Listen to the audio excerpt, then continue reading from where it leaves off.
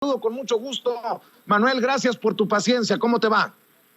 No, al contrario, Vicente, muy buenos días a todos, a toda la audiencia de Sin Censura, a ti, a Ceci, a la producción, a todos nuestros amigos que nos ven y que nos escuchan. Y en efecto, los priistas cada vez más extinguiéndose como los dodos, saliendo del barco que se hunde para saltar a uno más estable, y en este caso un exgobernador, que no es un dato menor, como lo puede ser de un estado tan importante para el país como Sinaloa. El exgobernador Quirino Ordaz ahora está en las filas de la 4T como embajador de México en España. Tus órdenes, Vicente. Oye, mi querido Manuel, pues hay panistas como Xóchitl Gálvez que en el Senado se opusieron precisamente a la ratificación de Quirino Ordaz Coppel como embajador de México en España por ser priista. Pues no, que traen una alianza de esas muy X, una alianza PRI-ANRED, pues se llevan muy pesado en la alianza de Claudio X González, ¿eh? Pues no es que se lleven pesado, es que simplemente no tienen idea ni siquiera de por qué están ocupando esos escaños. O sea, no hay que olvidar que en el Senado de la República, al ser la Cámara Alta, deberían de estar los mejores parlamentarios del país, los mejores oradores, los principales y predilectos conocedores académicos de la historia del Senado, de sus leyes para crearlas, promulgarlas, promoverlas, derogarlas, lo que uno guste y mande. Pero tenemos a casos como Xóchitl Gálvez, quien es muy amiga de Kenia López Rabadán, que no hay que olvidar que a raíz de la tragedia de Querétaro este fin de semana, en la que se vio involucrado el juego de fútbol Atlas contra Querétaro, en donde terminó en una triste batalla campal y se desarrolló una estrepitosa operación de Estado que no hay que soltar el dedo del renglón. Ojo con la investigación que hoy saca el periodista Amir Ibrahim, en donde se expone justamente de que los detenidos, por lo menos uno de los detenidos, son chivos expiatorios para lavar la imagen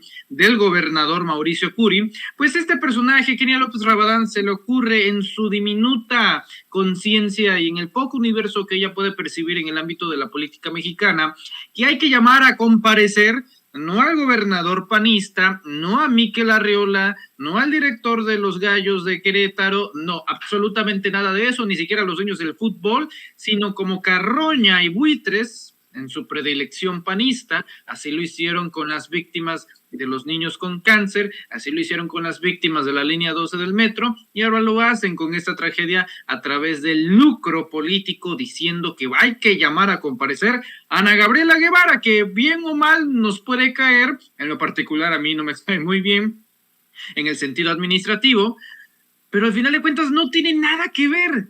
Estamos hablando de corporaciones privadas, como lo pueden ser los partidos de fútbol, en una liga privada, como lo puede ser la Liga MX, en el cual no tiene una sola injerencia la titular de la Comisión Nacional de Deporte, como lo puede ser la exatleta olímpica Ana Gabriela Guevara. No tiene nada que ver con la administración pública. Sin embargo, pues cuando se tiene sed de sangre, buscan como vampiros saber de qué manera pueden golpetear de tragedias ajenas justo en la 4T a través de este momento como Ana Gabriela Guevara. Entonces no se me hace raro que Xóchitl Gálvez y compañía, Lili Telles, Kenia López Rabadán, Julen Rementería y cualquiera que salga a ofrecerse para decir una sarta de tonterías, pues se oponga al término de Quirino Ordaz porque es priista. Sí, tienen sí, tienen una alianza con el PRI, pero eso no significa lealtad suprema, simplemente se mueven a través de intereses. ¿Se llevan pesados?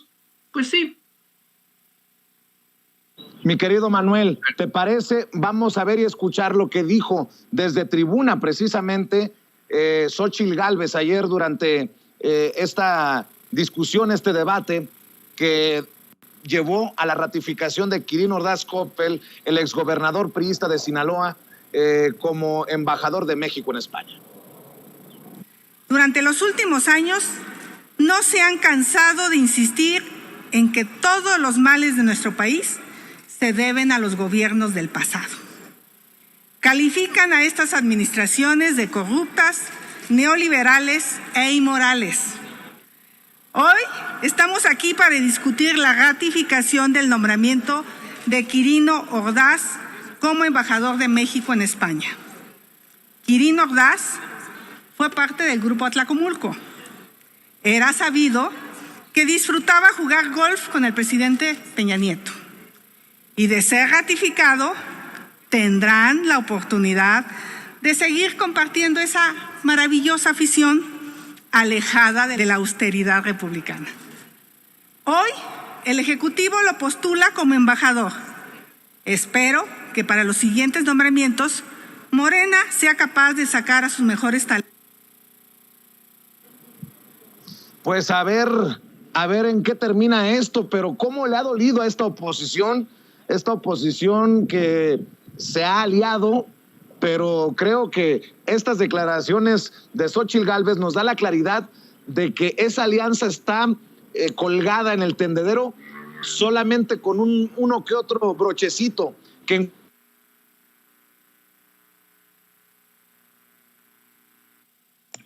Híjoles, nuevamente perdimos la comunicación con nuestro compañero Vicente Serrano, quien se encuentra ahí en San Lázaro.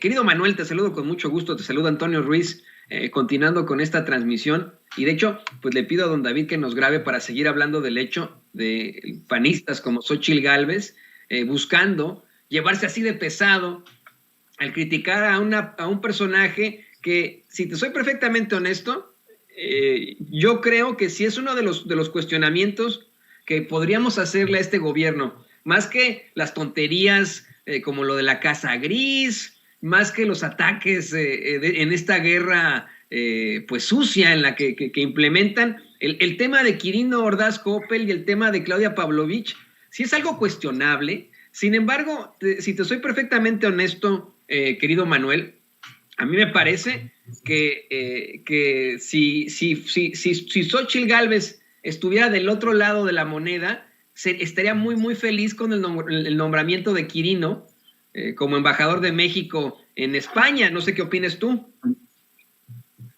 Sí, totalmente de acuerdo, Toño. También te saludo con mucho gusto y te envío un fuerte abrazo.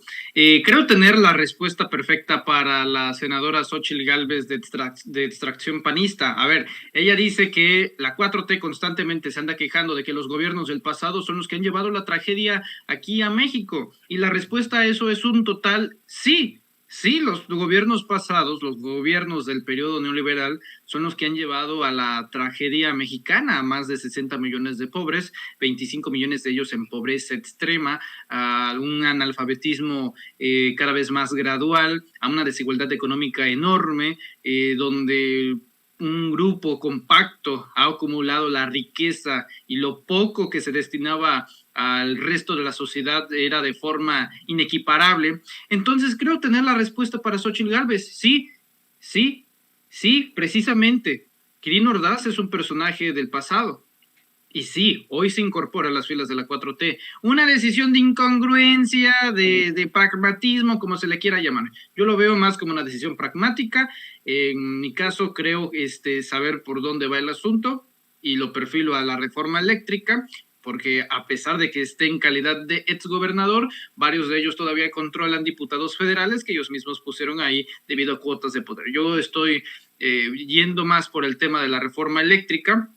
Pero ahí va lo siguiente para la respuesta a la senadora Xóchitl Gálvez. Sí, Quirino Ordaz es de los gobiernos anteriores y es de los gobiernos pasados, pero ustedes que están constantemente diciendo que Morena es la tragedia de México, que Morena es lo peor que le pudo haber pasado a nuestro país en nuestra historia política, que es lo peor que le ha sucedido a nuestra nación, entonces preguntar por qué recibieron una senadora de Morena. Sí, justamente como Lili Telles. Es que ella se arrepintió. Pues nosotros podemos utilizar ese argumento también. ¿Se arrepintió Quirino Ordaz? No, en esta guerra de narrativas, en esta batalla parlamentaria, todos exudan hipocresía, querido Toño. Y esto se debe a que justamente en la política es muy difícil mantener la congruencia, sobre todo en términos pragmáticos, en medio de algo tan importante como la reforma eléctrica. Entiendo que la decisión del presidente López Obrador pues no es solamente mandar al otro lado del Atlántico a estos expriistas por gusto, sino por decisiones políticas. No es que Claudia Pavlovich le dijo al presidente, pues yo estudié relaciones internacionales y sí les sé hablar bien al español así. No, tiene un sentido político y creo que lo vamos a ver en cuanto llegue la hora de las votaciones de la reforma eléctrica. Xóchitl Gálvez, al igual que toda su bancada, debe de recordar que tiene un pasado, puede ser partidista de otro, pero al final de cuentas unidos con los peores intereses de nuestro país.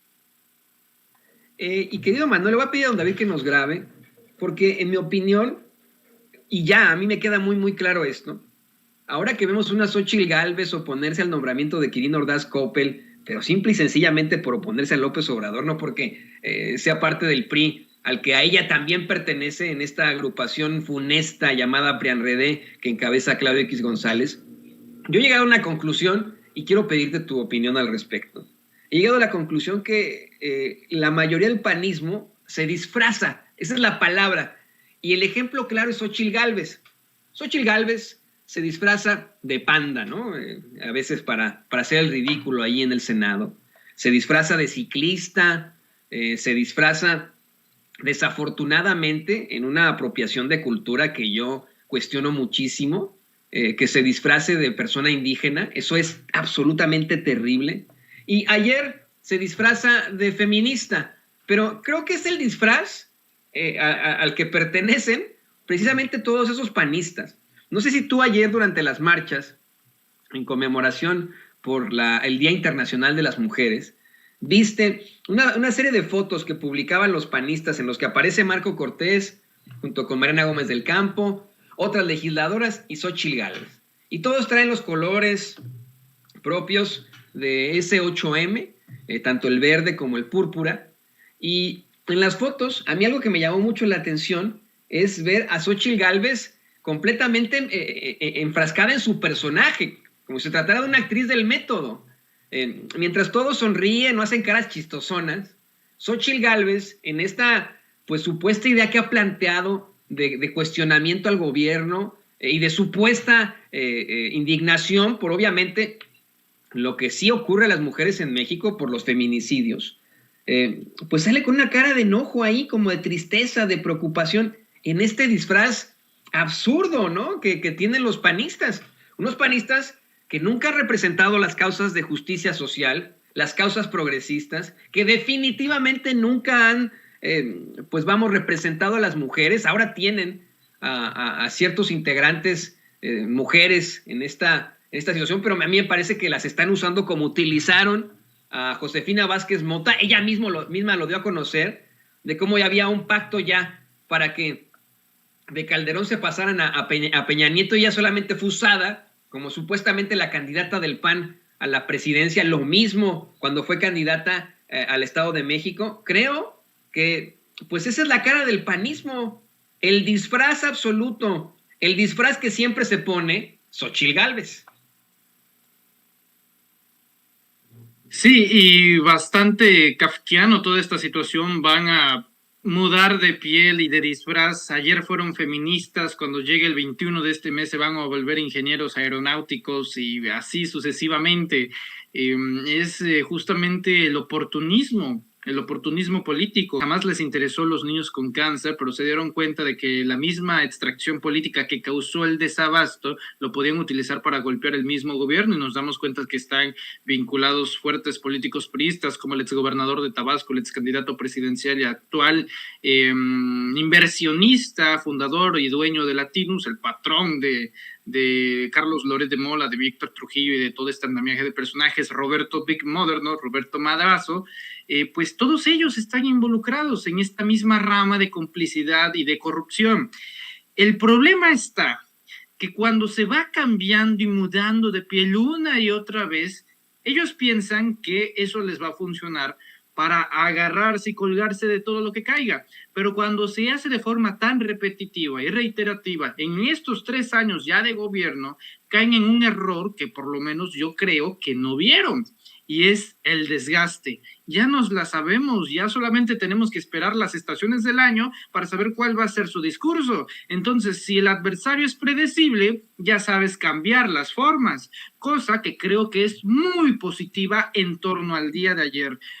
Muchos, incluidos tu servidor, pensaron que la jornada iba a ser un poco más intensa, pero gracias a la conciencia de las manifestantes, a su lucha auténtica y no permitir que la infiltración de grupos de choque políticos de la derecha contaminaran algo tan bello como el movimiento feminista, ver una explanada del Zócalo totalmente lleno, y no desvirtuándose a través de estos actos vandálicos y criminales y delincuenciales en donde pues reinaba la anarquía. Ya venían con esta secuencia de que cada 8 de marzo era el día de la purga. Y este 8 de marzo es un cambio totalmente distinto en cuanto a la narrativa de la oposición. Y creo que no hay mejor forma que, como lo explicó hoy el presidente de la República, Andrés Manuel López Obrador, en este quemadón terrible que le da Susana Oresti. Se quejan de que se amuralla la Ciudad de México, Palacio Nacional, la Catedral, la Casa de los Azulejos, Bellas Artes, el Caballito, y a Madero, y a toda estatua y escultura que esté en el centro histórico de la Ciudad de México, pero es el propio Milenio que tenía blindadas sus instalaciones a solicitud por parte de ellos hacia el gobierno de la Ciudad de México. Entonces, ese son el tipo de cosas que se van descubriendo. Llegará marzo, llegará el 21 de marzo, y cuando llegue el 21 de marzo y vean que todos sus pronósticos fracasaron estrepitosamente en de que no iban a haber líneas comerciales ni internacionales, que ni iban a haber vuelos, pues ahí verán la realidad de que sí hubo vuelos, de que las aerolíneas, que no son tontas porque son empresarios los que los manejan y el empresario siempre busca dinero, sabrá justamente que el aeropuerto de Santa Lucía, bueno, el Felipe Ángeles, es un área de oportunidad para tener, hacer y crear dinero, pero ahora bajo los nuevos términos de no condonación de impuestos y de no privilegios a esta atmósfera de empresariados. Y cuando llegue finalmente la hora de que se inaugure Dos Bocas, ¿no?, la refinería Olmeca, se van a volver expertos en energías limpias. ¿Y qué es lo que pasa? Hace una semana, bueno, hace unos 3 días, se reúne una comitiva, una delegación de los Estados Unidos a hablar con Nicolás Maduro. Qué raro, ¿por qué no escogieron a Juan Guaidó si ese es el presidente legítimo que reconocen allá? Para hablar de cómo Venezuela podría ayudar a Estados Unidos en términos petroleros debido a la guerra que tienen en estos momentos con Ucrania y Rusia. Cada vez que ellos hablan, se va a caer.